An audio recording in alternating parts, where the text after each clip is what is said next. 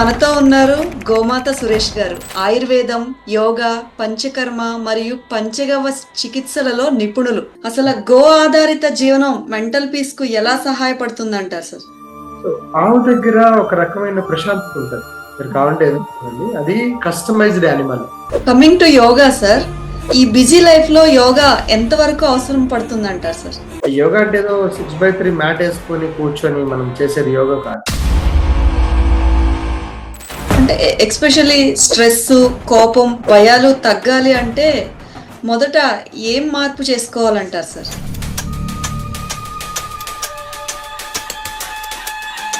కోపం ఉన్నవాడికి ఎక్కువ బ్రీతింగ్ జరిగిపోతాయి, రైట్. బాధపడిన వాడికి చాలా తక్కువ బ్రీతింగ్ జరుగుతాయి.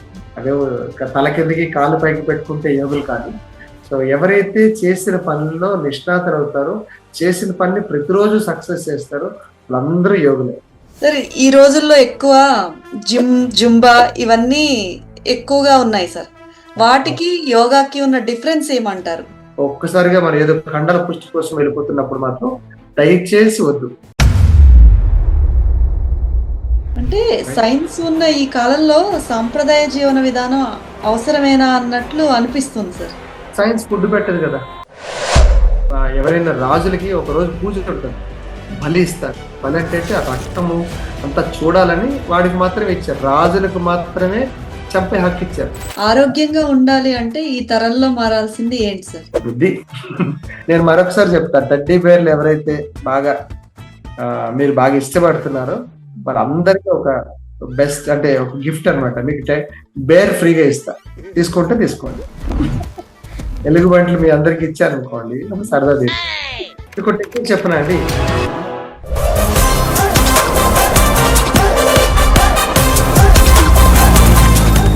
ఈరోజు మనతో ఉన్నారు గోమాత సురేష్ గారు. ఆయుర్వేదం, యోగా, పంచకర్మ మరియు పంచగవ్య చికిత్సలలో నిపుణులు. ఆహారపు అలవాట్లు మరియు జీవనశైలి మార్పుల ద్వారా సహజ సిద్ధమైన ఆరోగ్యాన్ని ఎలా పొందాలో ఆయన వివరిస్తూ ఉంటారు. Welcome sir, welcome to 199 talks. నమస్కారం అండి. సురేష్ గారు, అసలు గోమాత సురేష్ గా ఎలా అయ్యారు సార్? ఏం లేదండి, ఇది ఆవుల వెనక తిరుగుతా ఉన్నారు కదా. అంటే ఒక ఊర్లో 2-3 సురేష్లు ఉన్నారనుకోండి, ఒక్కొక్కరికి ఒక్కొక్క బట్ట గుర్తులు పెడతారు. అట్లా నేను ఆవుతో తిరుగుతున్నాను కాబట్టి అది గోమాత సురేష్ అని అలా పిలుస్తా ఉంటాను. ఆ రకంగా మరి గోవులు ఉన్న వాళ్ళు ఏంటంటారంటే యోగా సురేష్ అని. అలాగే అంటే చాలా మంది ఎక్కువ గోమాత సురేష్ అని పిలుస్తా ఉంటారు కదా సార్, అందుకు అడిగాను. అది ఇంటి పేరు అయిపోయింది, అలాగా తిరుగుతా ఉన్నాం కదా. అంటే ఆవు గురించి కొంచెం చెప్తా ఉంటా, అలాంటప్పుడు గోమాత సురేష్ అని పిలుస్తాను. చూసాను సార్, మీరు ఆశ్రమంలో ఆవులతో గడిపే సమయాన్ని అదంతా చూస్తాను సార్. అంటే ఆవులకి మీకు ఏమన్నా స్పెషల్ అనుబంధం ఉందంటారా ఎక్కువ? మేబీ అది నన్ను అడాప్ట్ చేసుకుంది, ఆ జంతువు నన్ను అడాప్ట్ చేసుకుంది అంతే. సో ఆ రకంగా ఆవులు అయిపోయింది. అప్పటి నుంచి మనం జంతువులతో ఉండే సంబంధం ఎక్కువ ఉంటదండి. మీరు కావాలంటే చూడండి, ఇప్పుడంటే అందరికి టెడ్డీ బేర్లు వచ్చినాయి.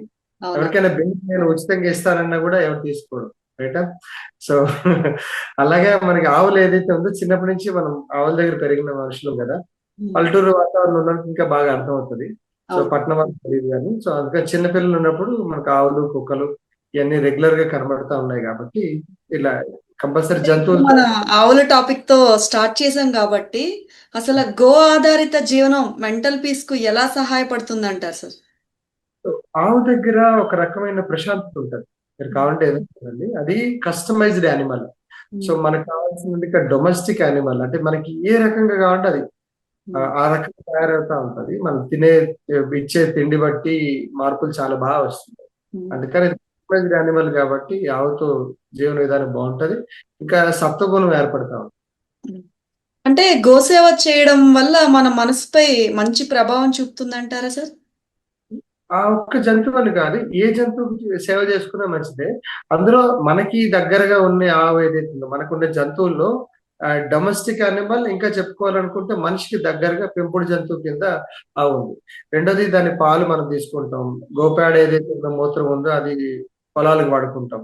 సో ఈ రకంగా మనం దాన్ని ఎప్పుడు కూడా ఫ్రెండ్లీగా వాడుకోవచ్చు, తప్పేం లేదు. దాంట్లో సేవ చేస్తే ఏమవుతుందంటే, మనం చేయాల్సిన సేవ ఏంటి? ఇప్పుడు పట్నం వాళ్ళు ఉన్నారు, వాళ్ళు ఏం సేవ చేయలేరు. అప్పుడప్పుడు వెళ్ళి పూజలు చేసుకుంటారు, లేకపోతే ఏదో పిక్నిక్ లో గుడి దగ్గరికి వెళ్ళితే ఏదో గడ్డి కానీ అరటిపళ్ళు కానీ పెడతా ఉంటారు. అట్లా సేవ చేసుకుంటే బాగుంటుందని నా ఉద్దేశం. అంటే గోమాత మన సాంప్రదాయంలో ఆరోగ్యంగా కూడా చాలా పెద్ద ప్రాధాన్యత ఉంది అని చెప్తారు సార్. అవును, అవును. మాత అని ఎందుకు అంటామంటే మనం చిన్నప్పుడు కని పెంచిన వాళ్ళందరినీ మాతలు అంటాం. అలాగే భూమాత, తులసి మాత, అంటే రోగాలకు ఏవైనా ఉంటే తులసి మాత. అట్లా వెళ్తే మళ్ళీ మనం చెప్పుకోవాలనుకుంటే తల్లి, కన్న తల్లి ఉంటుంది. దాంతోపాటు తల్లి దగ్గర పాలు లేకపోతే దగ్గరగా ఉండే జంతువు ఏదైతుందో ఆవు. ఆవు కాబట్టి సో ఆవు పాలు తాగి పెరిగినాడు కాబట్టి అప్పుడు కూడా ఆవిడ తల్లి అయితే వస్తుంది. కృష్ణుడికి వచ్చేసి యశోదమాత కంప్లీట్ డిఫరెంట్. సో అందుకని ఆవిడ కన్న తల్లి, పెంచిన తల్లి డిఫరెంట్ డిఫరెంట్ ఉంది కదా. అలాగని మనం కూడా గోవుని పాలు తాగి పెరిగాం కాబట్టి గోవుమాత అనుకోవచ్చు. కమింగ్ టు యోగా సార్, ఉమ్, ఉమ్. ఈ బిజీ లైఫ్ లో యోగా ఎంతవరకు అవసరం పడుతుంది అంటారు సార్? అంటే ప్రతి ఒక్కరు మనం ఇప్పుడు యోగులుగా ఉన్నాం కదండి. అంటే ఇప్పుడు నా మాటలు మీరు వింటున్నారు, విన్న తర్వాత మీరు అడిగిన ప్రశ్న నేను సమాధానం చెప్తున్నాం, ఇది యోగాయే. యోగా అంటే ఏదో 6/3 మ్యాట్ వేసుకొని కూర్చొని మనం చేసేది యోగా కాదు. సో యోగా అంటే ఈ క్షణం మనం ఈ ప్రెసెంట్ లివింగ్ లో ఉన్నాము అంటే అది యోగా. యోగం, భోగం, రోగం ఇవన్నీ ఉంటాయి. సో యోగం అంటే ఏంటంటే మనం ఇప్పుడు మాట్లాడుతుంది బాడీ అండ్ మైండ్ రెండు కోఆర్డినేషన్ అవుతుంది. మీరు మంచిగా వంట వండారు, లేకపోతే పిల్లలకి పాఠం చెప్తున్నారు, డ్రైవింగ్ చేస్తున్నారు, ఇవన్నీ యోగాయే.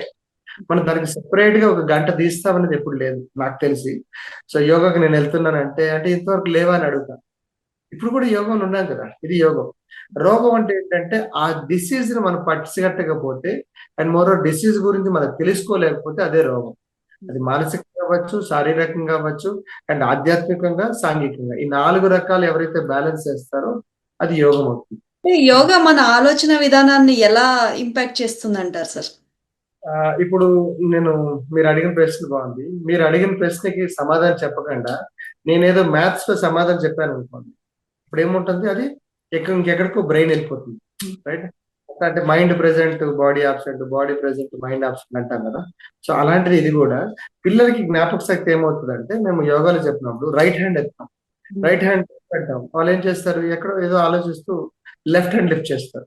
సో అప్పుడు ఏం చేస్తారు, గురువు ఏం చెప్తాడు, నేను రైట్ చెప్తే నువ్వు లెఫ్ట్ ఎందుకు చేస్తావు అని అనుకుంటాను. ఎంత పెద్ద ప్రెసిడెంట్ అయినా, ఇది ఇంకా ఏ ఊరికైనా పెద్ద రాజు అయినా కూడా రైట్ హ్యాండ్ వచ్చినప్పుడు రైట్ హ్యాండ్ లెఫ్ట్ చేయాలంటాం. సో దానివల్ల కాన్షియస్నెస్ పెరుగుతుంది, ఆ ప్రెసెంట్ లివింగ్ లోకి వాళ్ళు వస్తారు.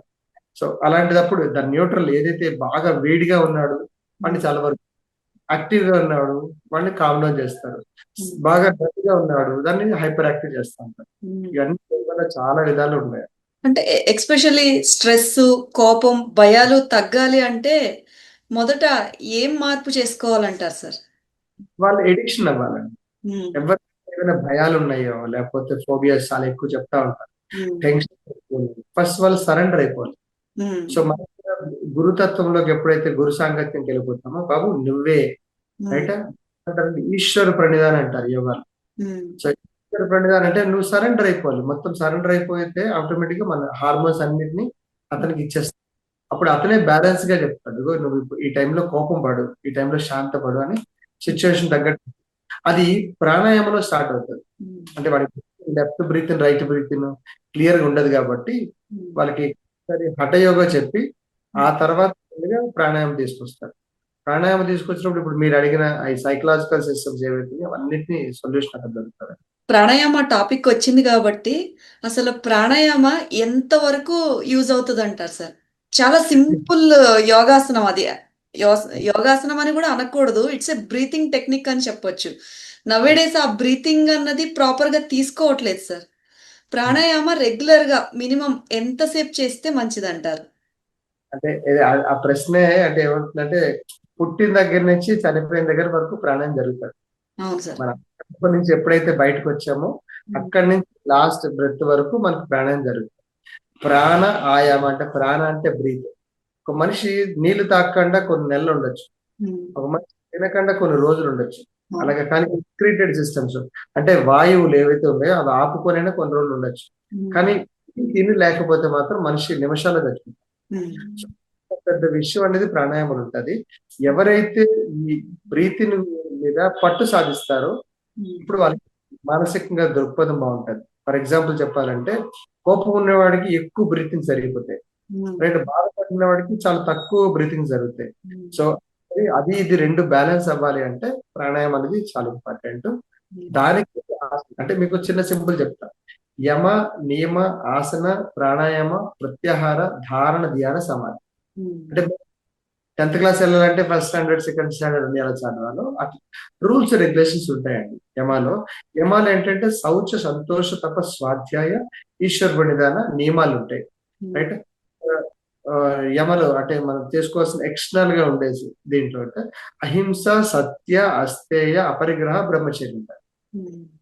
రూల్స్ అంటే యోగాలకు ఎంటర్ అవ్వాల్సిన వాడు ఫస్ట్ పాటించాల్సిన రోజు యమ, నియమ. దాని తర్వాత ఆసనాలు మీరు ఎప్పుడు నేర్చుకుని ఉంటారు. వజ్రాసనం కానీ, శశాంకాసనం, ఇవన్నీ ఏవైతే ఉన్నాయో ఆసనాలు నేర్చుకుంటారు. సో అవి ఆసనాలు అంటే ఫిజికల్ పోస్చర్స్. దాని తర్వాత ప్రాణాయామం ఉంటుంది. అంటే ఇంతవరకు ఆసనాలు చేసేటప్పుడు బ్రీత్ టెక్నిక్స్ అనేది కంట్రోల్ కోసం ప్రాణాయామం. తర్వాత ప్రత్యాహార, విత్డ్రాల్ సెన్సెస్, అంటే నాకు ఇది అవసరం లేదు, అది అవసరం లేదు, నేను చాలా హ్యాపీగా ఉన్నాను అనే సిస్టమ్ లోకి వెళ్ళిపోతాను. ధారణ, ధ్యాన, సమాధి, ఇవన్నీ ప్రిపరేషన్ ఫర్ మెడిటేషన్ అన్నమాట. ఎన్విరాన్మెంట్ నీట్ గా పెట్టుకుంటాం, ఒక టైం లిమిట్ పెట్టుకుంటాం, బాడీని ప్రిపేర్ చేసుకుంటాం, ఎంతసేపు కూర్చోవాలనుకుంటాం. ఇవన్నీ ధారణ, ధ్యాన, మెడిటేషన్. దాని తర్వాత వచ్చేది సమాధి స్థితి. ప్రకృతే నువ్వు అయిపోతావు. అట్లాంటి యోగులు చాలా మంది చూస్తున్నాం. సో వీలైనంత వరకు ధ్యానంలో ఉండే వాళ్ళందరూ కాన్షియస్ గా ఉంటారు. ఆ పిల్లలు ఎక్కువ చదవక్కర్లేదు, మళ్ళీ 2-3 సార్లు చదవాల్సిన పని, రివిజన్ చేయాల్సిన పని. అదే సార్ చెప్పగానే బ్రెయిన్ లోకి వెళ్ళిపోతారు. ఎందుకు? వాళ్ళందరూ యోగులు అవుతారు. కొందరు వంటల్లో చూడండి ఎంత బాగా చేస్తారు, అసలు ఎంత బాగా టేస్ట్ కూడా బాగా సెట్ అవుతా ఉంటుంది. సో వాళ్ళందరూ యోగులే నాకు తెలిసి. అదే తల కిందకి కాలు పైకి పెట్టుకుంటే యోగులు కాదు. సో ఎవరైతే చేసిన పనుల్లో నిష్ణాతులు అవుతారో, చేసిన పనిని ప్రతిరోజు సక్సెస్ చేస్తారో వాళ్ళందరూ యోగులే. అంతే. సార్ ఈ రోజుల్లో ఎక్కువ జుంబా ఇవన్నీ ఎక్కువగా ఉన్నాయి సార్. వాటికి యోగాకి ఉన్న డిఫరెన్స్ ఏమంటారు? ఎక్కువగా ఉన్నాయని చెప్పినప్పుడు ఒక చిన్న మాట, ఎంతమంది జిమ్కి వెళ్తున్నారు, ఎంతమంది జుంబాకి వెళ్తున్నారు ప్రశ్న వేసుకుంటే, ఎవరికైతే శరీరం మీద అంటే అంతవరకు గత పాస్ట్, ఫర్ ఎగ్జాంపుల్ నాకు ఒక 20 ఇయర్స్ ఉందనుకోండి, లేకపోతే ఒక 30 ఇయర్స్ ఉందనుకోండి. సో 20-30 ఇయర్స్ వరకు నేను ఏం చేస్తున్నాను అది నా శరీరం అలవాటు అయిపోతుంది. ఇప్పుడు కొత్తగా నేను స్టార్ట్ చేశాను అనుకో, జిమ్ స్టార్ట్ చేశాను అనుకోండి, అప్పుడు ఏమవుతుంది, మజిల్స్ పట్టేయడం, హార్ట్ పట్టేయడం, ఇట్లాంటివన్నీ జరుగుతుంది. సరే నేను ఒక 20 సంవత్సరాలుగా జిమ్ చేస్తున్నా, కండలెత్తి, బరువులెత్తి అన్ని చేస్తున్నా. అప్పటి వరకు నాకు జిమ్ అలవాటు ఉంది. Should compulsory go to gym. జిమ్కి వెళ్ళాలి. ఎందుకంటే బాడీ అలవాటు అయిపోయింది. ఒక 25 సంవత్సరాల తర్వాత వరకు బాడీ అలవాటు అయిపోయింది. తర్వాత నువ్వు ఎప్పుడు చేసినా శరీరం ఒప్పుకుంటుంది. కానీ ఒక 30 సంవత్సరాల వరకు నీకు జిమ్ అంటే తెలియదు, అండ్ జూంబా అంటే తెలియదు, లేకపోతే నువ్వు హెవీగా వెయిట్ ఉన్నావు, ఒక్కసారిగా మరి ఏదో కండల పుష్టి కోసం వెళ్ళిపోతున్నప్పుడు మాత్రం దయచేసి వద్దు. ఎందుకు వద్దు అంటున్నానంటే, ఇంతవరకు యోగా చేసినట్టు ఎవరు చచ్చిపోలేదు, ఏ హార్ట్ ప్రాబ్లమ్స్ రాలే, ఏ పొట్ట పట్టి లేదు, నాభి డిస్లోకేట్ అవ్వలేదు, ఎప్పుడు కూడా ప్రెజర్ పడలేదు. కానీ ఎప్పుడైతే జిమ్ లోకి వెళ్ళిన వాళ్ళకి చాలా ఎక్కువ ఇబ్బంది అవుతుంది. ఎందుకంటే తప్పేమనట్లేదు, అది ట్రైనర్ ఆ టైంలో లేడు అనుకోండి, మీరేదో అమాంతంగా ఒకటి లేపారనుకోండి, అదేదో నడుము పట్టేస్తుంది, లేకపోతే పొట్ట పట్టేస్తా ఉంటుంది. ఎందుకంటే అది పరికరాలతో కూడుకున్న పని కాబట్టి. ఈ ప్రాపర్టీస్ ఇంపార్టెంట్. అదే జూమ్ అనుకోండి, డాన్స్ పార్ట్ అంటే ఎక్కువసేపు నిలబడేది, ఎక్కువసేపు మళ్ళీ ఆపకుండా మన వేగాన్ని పెంచుకునేది. నాకు తెలిసి చాలా మంది ఇవన్నీ యోగాకే ఎక్కువ వస్తున్నారండి ఈ మధ్యన. ఎందుకంటే వాళ్ళకి చాలా అర్థమైంది మందికి తెలియదు సార్, యోగా వల్ల కూడా మజిల్ బిల్డ్ అవుతుంది అని. యోగాలో అష్టసిద్ధులు ఉన్నాయి. గనిమ, లగిమ, గరిమ, ప్రాకామ్య, ప్రాశస్త్య అని చెప్పేసి అష్టసిద్ధులు. మీరు పెద్దగా అయిపోతారు, చిన్నగా అయిపోతారు, అండ్ సంకోచిస్తారు, బాగా వ్యాకోచిస్తారు, ఇట్లాంటివన్నీ ఉంటాయి. ఎందుకంటే వాడి బరువు వాడు మోసుకోగలడు. 70 కేజీల బరువు బయట లిఫ్ట్ చేయాలంటే చాలా కష్టం, కానీ తన బరువు తను ఈజీగా శీర్షాసనంలో లేపుకోవచ్చు, విమానాసనంలో లేపుకోవచ్చు, ఎన్నైతే అన్ని ఉన్నాయి. కానీ కొందరు ఈ డాన్స్ కోసం ప్రిపేర్ అవుతున్న వారికి ఒకటే సలహా, అంటే జూంబా కానీ ఎనీథింగ్, మీ బాడీ హెవీగా వెయిట్ ఉందనుకోండి, యాంకిల్స్ ఉంటాయి కదా, దాని మీద ప్రెజర్ పడిపోతుంది. తద్వారా ఇమ్మీడియట్ గా ఒక ఏజ్ వచ్చిన తర్వాత కార్టిలేజ్ మిస్ అవుతుంది. అంటే మీరు కంప్రెస్ అవుతారు కదా, ఒక పైన ఉన్న బోను కింద ఉన్న బోను కంప్రెస్ అవడం వల్ల ఈ గమ్మింగ్ సిస్టమ్ అనేది లూజ్ అయిపోతుంది. సో అందరికి నేను ఎక్కువ చూస్తే రొమటైడ్ ఆర్థరైటిస్ వచ్చే ఛాన్సెస్ ఉంటాయి. రెండోది, డాన్స్ వేసారనుకోండి పక్క వాడితో పోలుస్తారు. అదే మనం ఒక ఆసనం వేసాం అనుకో, మీతో మీరే ఉంటారు. ఎందుకు? మీకు ఎంత వంగితే అంతే వంగుతుంది కదా. సో అందుకని ఇలా ఆలోచించుకునే కెపాసిటీ ఎక్కువ యోగాలు ఉంటాయి. అంటే నేను గతంలో కూడా అక్రోబాట్స్ అన్ని నేర్చుకునేవాడు. అది కూడా చెప్పేవాడిని కానీ అన్నిటినీ మానేసి ఇది బెస్ట్ అని అందరికి ఇదే చెప్తా ఉన్నా. ఇమ్యూనిటీ పెరగడానికి యోగా ఎంత వరకు హెల్ప్ చేస్తుంది అంటారు సార్? ఇమ్యూనిటీ అంటే రోగ నిరోధక శక్తి. చెప్తా. డే వన్ ఏమవుతుందంటే మొదట్లో నేను చెయ్యలేను అనేసి అంటే మానసికంగా చెప్తా. మొదట్లో నేను చేయలేను అనిపిస్తుంది. ఇమ్యూనిటీ అనేది ఏంటంటే మన లోపల శక్తి, రోగ నిరోధక శక్తి ఆర్ సంథింగ్ లైక్ బిల్డప్ అన్నమాట బాడీ లోపల ఉంటే ఇమ్యూనిటీ. సో అదేమవుతుంది, మొదట వారం రోజులు ఇబ్బంది ఉంటుంది, పైస్ పట్టేస్తుంది, చేతులు షోల్డర్ అని పట్టేస్తుంది. అప్పుడు గురుగారు ఏమంటారంటే మెల్లగా చేయండి అంటారు. మీకు ఎంత వీలైతే అంతే చేతులు, నెక్స్ట్ చేతులు అంటారు. ఏ జిమ్ అయినా అందరూ అలాగే చెప్తారు. ఆ తర్వాత ఏమవుతుందంటే మెల్లమెల్లగా తన బాడీ లోపల డైజెస్ట్ సిస్టమ్ పెరుగుతుంది, రెస్పిరేటరీ సిస్టమ్ పెరుగుతుంది, ఎక్స్క్రీటరీ సిస్టమ్ పెరుగుతుంది, అండ్ సెంట్రల్ నర్వస్ సిస్టమ్ అంటే మన స్పైనల్ నుంచి శక్తి, జ్ఞాపకం అవ్వచ్చు, లేకపోతే వల్లి వేయడం అనిపించవచ్చు, ఒక కళ లోపల ఏమైనా వాళ్ళు చేస్తున్న జాబులో ఉండే కళ లిఫ్ట్ అవుతా ఉంటది. ఇవన్నీ ఇమ్యూనిటీ అంటారు. ఫిజికల్ ఇమ్యూనిటీ ఎలా పెరుగుతుంది అంటే మనకు మజిల్ బిల్డప్ అవుతుంది, ఇంకా ఫ్యాట్ లాస్ అవుతుంటది, ఇంచెస్ లాస్ అవుతుంటది. ప్రతి ఒక్క ఆర్గాన్, ఫర్ ఎగ్జాంపుల్ ధనురాసన వేస్తాం. ధనురాసన అంటే మనం బ్యాక్ బోన్ అంతా బెండ్ చేసి వేస్తాం. అప్పుడు నడుము మీద బలం చేకూరుతుంది. అదేవిధంగా నావాసన వేస్తాం అంటే పొట్ట మీద బలం చేకూరుతుంది. అంటే అక్కడ ఉండే ఆర్గాన్స్ అన్నింటినీ రియాక్ట్ అవుతాయి. దానివల్ల ఇంటర్నల్ ఫిజికల్ గా ఇంటర్నల్ చేంజెస్ ఉంటాయి. స్పిరిచువల్ గా ఏమవుతుంది అంటే ఐ కెన్ అంటాడు, ఎస్ ఐ కెన్, నేను చేయగలను అనే ఒక ధైర్యం అతనికి జరగడం వల్ల స్పిరిచువల్ ఉంటుంది. ఎప్పుడైతే ఈ మూడు లిఫ్ట్ అవుతుందో వాటి నుంచి ఒక వైబ్స్ వస్తుంటాయి. అంటే కళ్ళు ప్రశాంతం అవుతుంటది, నవ్విస్తుంటాడు, నవ్వుతూ ఉంటాడు, అండ్ అందరినీ హాయిగా పలకరిస్తూ ఉంటాడు. సో లోపల ఉండే ఒక స్పిరిట్ ఎప్పుడైతే పెరుగుతుందో సోషల్ గా ఉన్న ఇమ్యూనిటీ కూడా పెరుగుతుంది. అంటే ఇమ్యూనిటీ అంటే ఏదేదో బాగా లిఫ్ట్ చేయడం కాదు, పాజిటివ్ ఎప్పుడైతే మారుతున్నాడో అది అన్ని కూడా ఇమ్యూనిటీ కింద వస్తుంది. ఈ న్యూరో కైండ్ ఆఫ్ డిజార్డర్స్ కి ఎంత వరకు హెల్ప్ చేస్తుంది అంటారు సార్ యోగా? అదే ముందే చెప్పాను కదండి, బ్రీత్ బట్టి మన స్పైనల్ కార్డ్ లిఫ్ట్ అవుతుంది. సో సెంట్రల్ నర్వస్ సిస్టమ్ అంటారు, అంటే మన బ్యాక్ బోన్ నుంచి నడిచే కేంద్ర నాడీ వ్యవస్థ అంటారు. ఇంకోటి పెరిఫరల్ నర్వస్ సిస్టమ్ అంటే మనం చేసే బయటగా చేస్తున్న మోకాల్ మూవ్మెంట్ కానీ, నీ మూవ్మెంట్, నెక్ మూవ్మెంట్స్, ఇవన్నీ కూడా peripheral nervous system. So anatomic nervous system అంటారు, ఏఎన్ఎస్ అంటారు. అవేమవుతుంది, మన బ్రెయిన్ లో ఆల్రెడీ చేరిపోయిన శక్తిని లిఫ్ట్ చేస్తూ ఉంటది. ఇవన్నీ కూడా న్యూరోలో బాగుంటాయి. అంటే ప్రాబ్లం వచ్చిన తర్వాత యోగాకి వస్తారంటే కాదు, చిన్నతనం నుంచి యోగాలో ఉన్నారనుకోండి, లేదా సర్టన్ ఏజ్ 20లో వచ్చారనుకోండి, లేకపోతే మిడిల్ ఏజ్ 40-50లో వచ్చారనుకోండి, బాగుంటాయి. ఒక అంత బాగా డౌన్ అయిపోయి నాకు ఇంకా సెంట్రల్ నర్వస్ సిస్టమ్ పోయింది అలాంటి కాకుండా మధ్యలో 50-60 ఇయర్స్ వరకు మీరు హాయిగా చేసుకోవచ్చు.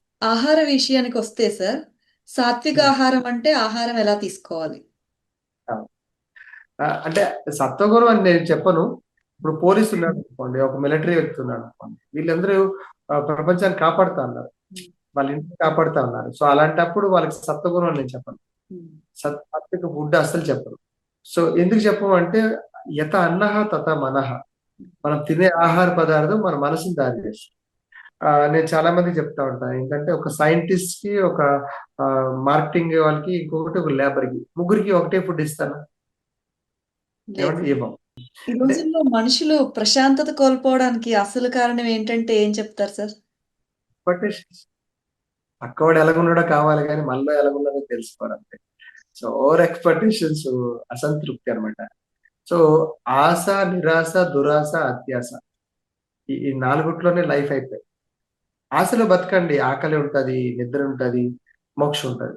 సో నిరాశ ఉన్నాడు అంటే పక్కవాడికి దొరికిపోతుంది ఏమన్నా భయంలో ఉంటాడు, అది నిరాశ. దురాశ, వాడిది కూడా నాకే వచ్చాను. అత్యాశ, దాన్ని చెప్పక్కర్లేదు, ఎక్కడ వాడి సాటిస్ఫై కాదు. సో ఇవన్నీ ఎందుకు చెప్తున్నానంటే మనం ఎక్కడో దగ్గర ఆగాలి, రైట్? ఈ లైఫ్ వచ్చిందే వెళ్ళిపోవడానికి. అలాంటప్పుడు ఈ రోజు తిన్న ఆహారం బయటకు వచ్చేయడానికి, ఈ రోజు అనుభవిస్తుంది రేపు కర్మ అనుభవించడానికి కోసం. అది మంచి అయితే మంచి, చెడ్డ అయితే చెడ్డ. అంటే ధర్మం ఎలా ఉందంటే మనం ఇచ్చేది మనకు వస్తుంది అని ప్రతి ఒక్కరు అర్థం చేసుకుంటే, ఈ ఇందాక ఉన్న టెన్షన్స్ ఏవైతున్నాయో వాళ్ళందరికీ ఒకటే సమాధానం, ఎక్స్పెక్టేషన్స్. అంటే సైన్స్ ఉన్న ఈ కాలంలో సాంప్రదాయ జీవన విధానం అవసరమేనా అన్నట్లు అనిపిస్తుంది సార్. సైన్స్ ఫుడ్ పెట్టదు కదా, గౌరవం ఇవ్వదు కదా. సైన్స్ అంటే ఏంటంటే, ఇప్పుడు మన ఇద్దరం కూర్చున్నాము, మీరు నాకు ప్రశ్నలు అడుగుతున్నారంటే దిస్ ఇస్ ఆల్ సైన్స్. కానీ మనం కనిపించకుండా మనకు నడిపించిన మాటలు ఏవైతున్నాయో అది ఆధ్యాత్మిక సాంప్రదాయం. సో మనం ఎప్పుడైతే సింగులర్ లో మాట్లాడామనుకోండి, మీరు సింగులర్ లో మాట్లాడారు, రైట్? మీరు రెస్పెక్ట్ ఇచ్చారనుకోండి, నేను రెస్పెక్ట్ ఇస్తాను. ఇదేంటి? ఇది ధర్మం. అర్థమైంది. సో సైన్స్ ఏం చెప్తది? ఏం చెప్పదు. అగో అక్కడ మొబైల్ ఉంది. మనం నెట్ కనెక్ట్ చేసాం, ఛార్జింగ్ పెట్టాం, వాడుకున్నాం. అంతే. That is called science. దీనికి స్ట్రెస్, కోపం, భయాలు తగ్గాలంటే మొదట ఏం మార్పు చేసుకోవాలంటారు సార్? సో కోపం అంటే ఏంటంటే ఎక్స్‌పెక్టేషన్స్. నేను అనుకున్నది జరగకపోతే అది ఫస్ట్ వచ్చేది కోపం. కోపంలో కూడా ఏం చేస్తాం తెలుసండి? మనకంటే చిన్నగా, మనకంటే వయసులో తక్కువ గాని, కలర్‌లో గాని, వెయిట్‌లో గాని, ఏదో ఒకటి తక్కువ డబ్బులో గాని, పరపతిలో గాని ఏదో తక్కువ ఉంటే కోపం వస్తది. లేకపోతే కోపం రాదు. కాబట్టి చూడండి, మనం అనుకునే వాళ్ళందరి మీద వచ్చేది కోపం. అవునా? సో రెండోది భయం. ఎక్స్‌పీరియన్స్ లేని ఒక అనుభూతి ఏదైతే ఉందో అదే భయం. ఎవరైనా ఎక్స్‌పీరియన్స్ అయ్యారనుకోండి వాడికి భయం ఉంటుంది. ఫర్ ఎగ్జాంపుల్ పాము అంటే భయం. అప్పుడేం చేస్తారు మీరు? ఆటోమేటిక్‌గా పాము అంటే ఎందుకు భయం? You don't have an experience. ఎప్పుడో చిన్నప్పుడు చదువుకుంటే కాటేస్తే చచ్చిపోతాం అని చెప్పేసి అనుకుంటాం. బట్ పాముని పట్టిన వాడికి, పాములతోని ఆడుకునేవాడికి, వాడికేం భయం ఉండదు. అవునా? సో ఎందుకంటున్నానంటే అది ఎక్స్‌పీరియన్స్ వాడికి అయ్యింది, మనకు అవ్వలే.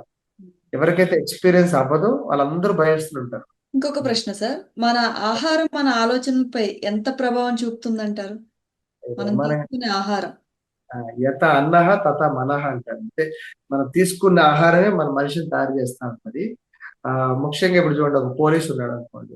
అతను తెల్లవారు లేస్తే పచ్చి మొలకలు తింటూ, అంటే కూరగాయలు, ఆకుకూరలు తింటూ, జావలు, సూపులు తీసుకొని ప్రతిసారి పూజలకెళ్తే బావుంటదా? ఉండదు. ఆడు తినాల్సింది ఎలా ఉండాలి? మంచి కారము అన్నీ వేసుకొని గట్టిగా దిట్టించి అతనే యుద్ధానికెళ్ళినట్టు అలా వెళ్లి మంచి వేటాడి పట్టుకొనొచ్చాడనుకోండి, ఆ రౌద్రం ఉంటది. అందుకే ఎవరైనా రాజులకి ఒకరోజు పూజ ఉంటది. బలి ఇస్తారు. బలి అంటే ఆ రక్తము అంతా చూడాలని వాడికి మాత్రమే ఇచ్చారు. రాజులకు మాత్రమే చంపే హక్కిచ్చారు. అవును. అర్థమైందా? అప్పుడు వాడి తనకి ఆహారం ఎలా ఉండాలి? మంచి రజోగుణంతో కూడుకొని ఉండాలి. వేటాడాలి. వాడి వేటకెళ్ళి తెచ్చుకొని ఆ కష్టం తెలియాలి. ఆ జింకను పట్టుకున్నా గాని, ఆ పులిని చంపినా గాని, వాడికి ఆ కష్టం తెలిసి ఆ రక్తాన్ని చూస్తే వాడి రౌద్రం పెరుగుతది. వాడు తింటే ఆహారం వేరే. సో ఒక బ్రాహ్మడు ఉంటాడు. వాడెప్పుడు దైవ దీనంలో ఉంటాడు. సో అతనికి ఉండేటప్పుడు ఎలాంటి నిష్ఠలు ఉండాలి? సాత్విక ఆహారం, ఇంటి భోజనం, చేతి వంట అండ్ మంచిగా చప్పట పప్పు, నెయ్యి వేసుకుంటూ ఏదో ఇంట్లో చేసిన ఏదో పచ్చడిలే ఉంటే వాటితోనే ఉంటాడు. సో అది వ్యాపారస్తుడు ఉన్నాడనుకోండి, వాళ్ళ ఇంట్లో, వీళ్ళ ఇంట్లో అంటే నడుస్తా ఉంటాడు. ఇక్కడికి, అక్కడికి మూవ్‌మెంట్స్ ఉంటాయి గాబట్టి, బయట తింటున్నా వాడికి సరిపోతది. సాయంత్రం కోసం మంచి వైద్యుల్ని కలిసి వాడేదైనా చిన్న వాము, జీలకర్ర యేసుకునే వైద్యం ఎప్పుడు పాటిస్తాడు. శూద్రుడు ఉన్నాడనుకోండి, వాడు చేసే పని బట్టి. అంటే వాడికి పని ఉంటది కదా! మట్టి పని ఉండేవాడికి ఏం చేస్తాడు? హాయిగా మట్టిలో బాగా కుమ్మరి కుండలని చేస్తుంటాడు. కడుక్కొని మళ్ళీ వెంటనే తినేస్తుంటాడు. ఆ మట్టే ఆడికి ఆహారం. అలాంటి పంట చేస్తున్న వాళ్ళందరికీ పంటే ఆహారం అన్నమాట. సో అలాంటప్పుడు వాళ్ళకి ఆ టైప్ ఆఫ్ మనస్సు వస్తుంటది. అందుకే యత అన్నః తథా మనః అంటారు. ఎటువంటి అన్నం తింటామో అలాంటి మనసే కదులుతదని. అదే సార్, ఇప్పుడు ఆధునిక ఫుడ్స్ వర్సెస్ ప్రకృతి ఆధారిత ఫుడ్స్. ఏది ఆ! మనిషిని దూరం చేస్తుంది అంటే, మన తీసుకునే దాన్ని బట్టే ఉంటది సార్ అదంతా ఇంకా. ఆహారం కొనుక్కుంటున్నామా? లేకపోతే వండుకుంటున్నామా అని చూసుకోవాలి. హ్మ్.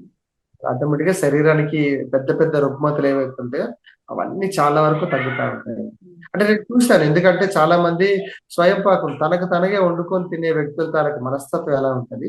లేకపోతే ఇంట్లో భార్య, అమ్మ చేతి వంట, చెల్లి చేతి వంట, లేకపోతే తండ్రి, అన్న వాళ్ళ చేతుల వంట తింటున్నప్పుడు వేరేలాగా ఉంటది.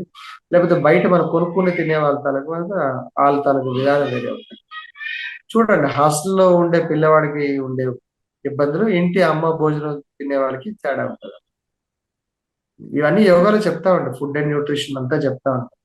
బేసికల్‌గా చెప్పాలంటే యోగా వాళ్ళు ఒక రకమైన ఆల్ ఇన్ వన్ డాక్టర్స్. అవును సార్. అన్ని అన్నీ చెప్తారు. ఇంట్లో అత్త గొడవలు ఏమైనా వాళ్ళకే చెప్పుకుంటారు. బాస్ తాలూకు టెన్షన్స్ ఏమున్నా వింటా ఉంటారు. ఇంకా చెప్పాలంటే డాక్టర్స్ ఈ రోజుల్లో బిజీ అయిపోయారు. అంటే ఎక్కువ కన్సల్టేషన్ అనేది యోగా మాస్టర్‌లకే ఇస్తారు. హ్మ్. అన్నీ అడుగుతారు పాపం. అన్నీ చెప్తారు, అన్నీ అడుగుతారు. అన్నిటికి పూర్తి సలహాలు, సూచనలు తీసుకొని ప్రాక్టీస్ చేసినోళ్ళందరూ సూపర్ బెస్ట్ రిజల్ట్స్ ఉన్నాయి. అదేదో ఒక గంటకి నాకు చాలా మంది ఒక 5, 6 ఇయర్స్ నుంచి మొన్న అదే పోల్ పెట్టాను కదా! హ్మ్. ఎన్ని ఎన్ని నెలలు మీరు పరిచయమా? లేకపోతే ఒక 6 మంత్స్ పరిచయం అంటే అందరూ సంవత్సరాల తరబడి ఉండేవాళ్ళు ఎక్కువ మంది ఉన్నారు ఆ రోజు. 5 ఇయర్స్, 6 ఇయర్స్ ఎక్కువ రోజులు మీతో పాటు ట్రావెల్ చేశారంట. ఎందుకంటే వాళ్ళు రెగ్యులర్‌గా ఉండే ప్రాబ్లమ్స్ అన్ని నాకు చెప్పుకుంటారు. హ్మ్. అప్పుడేదో చిన్న చిటికు ఏదో చిట్కా ఏదైనా ఇస్తాను. ఆవిడ ఆటోమేటిక్ సరిపోతది. అట్లా అది లైఫ్ అన్నమాట. ఎవరో ఒకరితో మనం జీవనం కొనసాగించామనుకోండి అదే యోగం. అది కర్మ సిద్ధాంతం అనుకోవచ్చు, యోగ మార్గంలో అనుకోవచ్చు, ఏవో ఒకటి పేర్లు పెట్టుకోవచ్చు. కానీ లైఫ్ అనేది హ్యాపీగా ఉంటుంది. వీడికి చెప్పుకుంటే నేను చాలా ఫ్రీ అయిపోతాను అనే సిస్టమ్ లో కూడా యోగా వాళ్ళని ఎక్కువ ప్రిఫర్ చేస్తాను. సో ఒక జుంబా వాడు వచ్చేసి తన సైకలాజికల్ ప్రాబ్లమ్ చెప్పలేడు. జిమ్ జిమ్ వాళ్ళు కంప్లీట్ అయ్యి చెప్పలేడు కదా. అది ఎప్పుడు ఈవెన్ అతను భీముడు అనుకోండి, వాడిని కూడా తగ్గించేస్తాను. నీకు ఎక్కువ బిఎంఐ ఉంది, నీ ఫ్యాట్స్ ఎక్కువ ఉన్నాయి, తగ్గు తగ్గు అంటే అలాంటి ఏం కాదు. భీముడు ఉన్నప్పుడు భీముడు లాగే చెప్తారు క్లాసు. అండ్ దుర్యోధనుడు ధృతరాష్ట్రుడు ఉన్నా కూడా వాళ్ళందరికీ ఎలా చెప్పాలి అలాగే క్లాస్ ఇస్తారు. కానీ అందరికి ఎప్పుడూ ఒకలాగా ఉండదు యోగా క్లాసులు. మీకు వాత పిత్త కఫాలు బట్టి మీ బ్రెయిన్ మార్చేస్తారు. అండ్ మరి మీరు చేసే పని బట్టి వాళ్ళ బ్రెయిన్ మార్చుతూ ఎక్సర్సైజ్ అనేది మార్పు ఉంటుంది. ఒక పీక్ స్టేజ్ స్లోగా స్టార్ట్ చేస్తారు. పీక్ వెళ్ళిన తర్వాత మెల్లగా ప్రాణాయామం మెడిటేషన్ చేసుకుంటూ ఆ యోగా కార్యక్రమాన్ని ఒక గంటలో బాగా తగ్గించి పెడతారు. యువతకి యోగా అండ్ గో సంస్కృతి వైపు ఎలా అవగాహన కల్పించాలంటారు?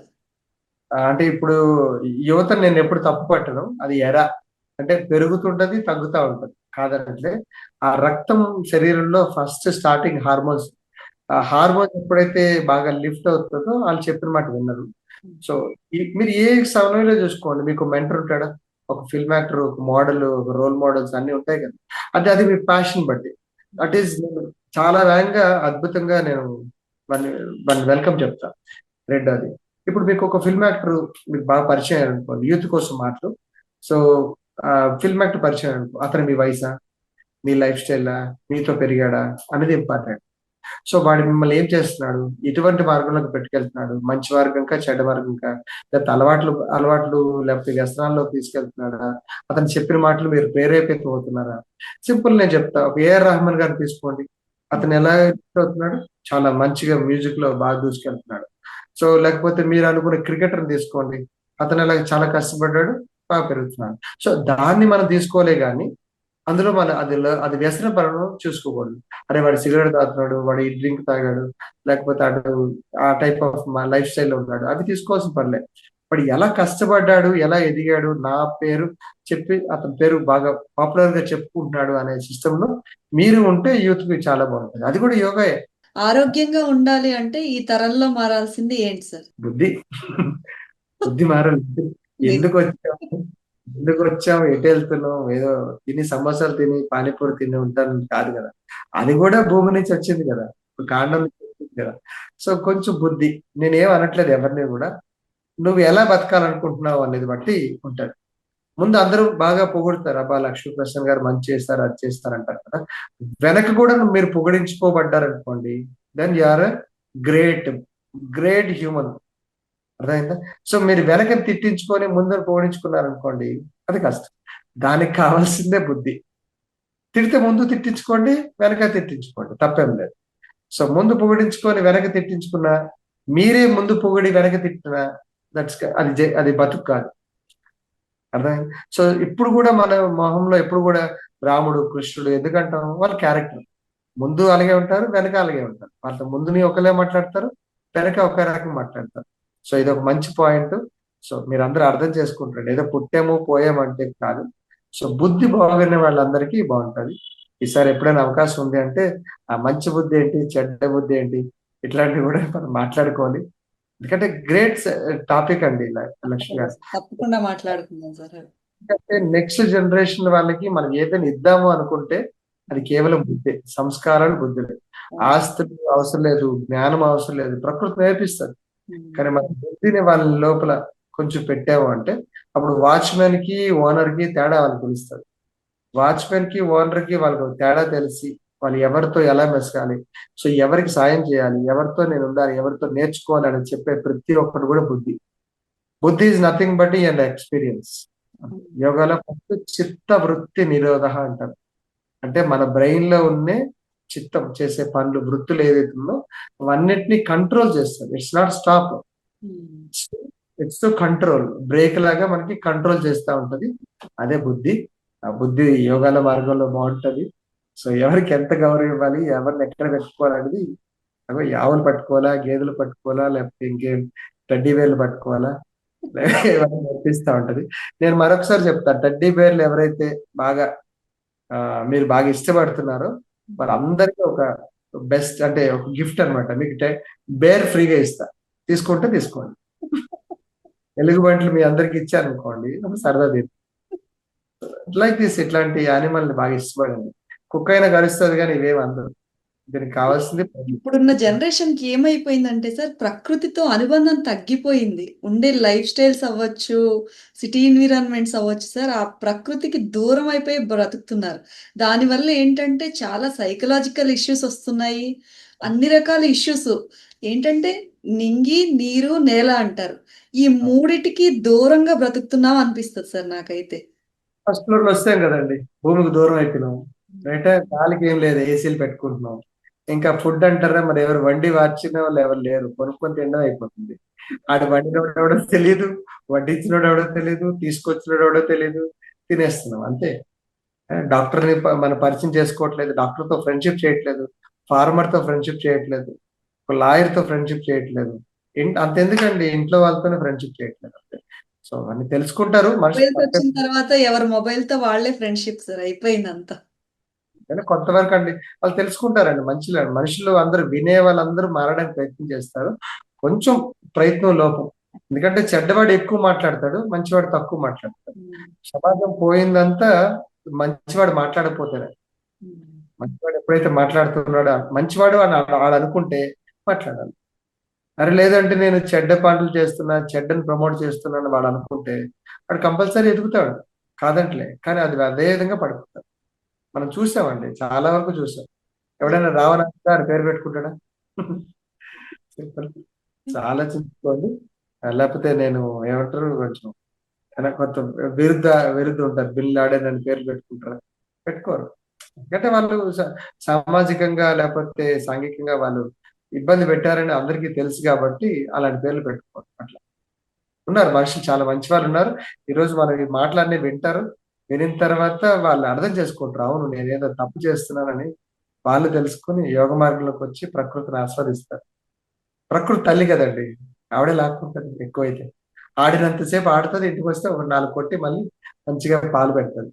సో అలాగే ప్రకృతి తీసుకుంటది. మనం చూసాం చాలా వరకు ప్రకృతి వైపరీత్యాలు పెరుగుతున్నప్పుడు ఎంత ఇబ్బంది పడ్డాము. అలా మళ్ళీ చేయకూడదంటే ప్రతి ఒక్క పిల్లగాడు మంచి ఆడుకొని ఇంటికి వచ్చారు అంతే.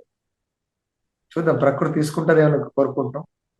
అవకాశం ఉన్నంతసేపు ప్రకృతిలో ఉండండి, రోగాలన్నీ ప్రకృతి చూసుకుంటుందని నా ఉద్దేశం.